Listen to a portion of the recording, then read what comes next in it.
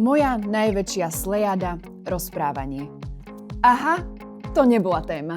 Študenti si tento rok na maturitách vyberali, či budú písať sloh o človeku, ktorý ich urobí lepšími, či sú postavy v počítačových hrách porovnateľné s literárnymi postavami, že už vedia, čo je to charita, alebo dokonca o Ľudovitovi Štúrovi, o rovnosti a jeho citátoch.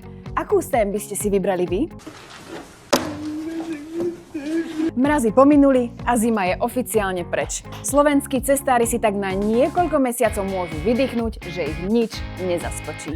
Zaskočený na miesto nich zostal primátor mesta Šamorín, keď zistil, že ranné otrasy zo stavebných prác sú v skutočnosti zemetrasenie.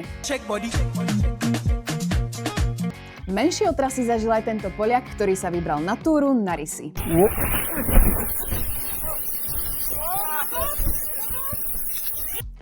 Aj napriek desivým záberom sa turistovi akoby zázrakom nič nestalo.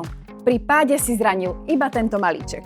A čo patrí k turistike? Predsa dobrý vyprážaný syr. No a keďže máme konsolidáciu, doprajme si vyprážaný syr potiahnutý zlatom. Takýto luxusný obed si môžete dopriať v kaviarni na Šumave, no a zaplatíte zaň len 61 €. Dobrú chuť! Aj pri láskavých činoch treba byť obozretný. Charita na východnom Slovensku sa o tom presvedčila potom, čo jej zbierku organizoval miestny kaderník. Z vyzbieraných peňazí sa k neziskovke nedostalo nič. Kaderník tvrdí, že ho okradli. Medzi tým však vysvetlo aj to, že predošlá zbierka skončila rovnako, a teda peniaze zmizli. Ktorá z týchto tém vás zaujala najviac?